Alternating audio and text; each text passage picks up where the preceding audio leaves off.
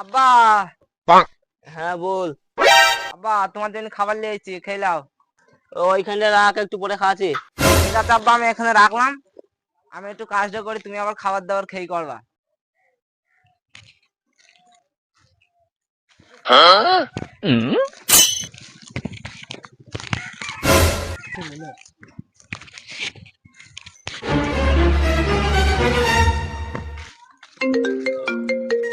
আরে বেটা, তোর মোবাইলে ফোন এসেছে। কে ফোন করেছে? বুঝতেও পারছি নি, নাম্বার সেভ করা নাই। ঠিক আছে আব্বা, তোমাকে বুঝতে হয় না, ফোনটা ধরো, লাউড স্পিকারে দাও। চান তোমার কাছে খাবারটা দিয়ে বেরোচ্ছে, ওই খাবারের জন্য খাবা না কো। ওই খাবারে বিষ মেশানো আছে, তোমার বাপকে খই দাও দি, তোমার বাপ যেন মরুক, আমাদের বিয়ে দিয়ে দিয়েছি না কো। আব্বা ও নাম্বার কার আমি চিনি নি গো।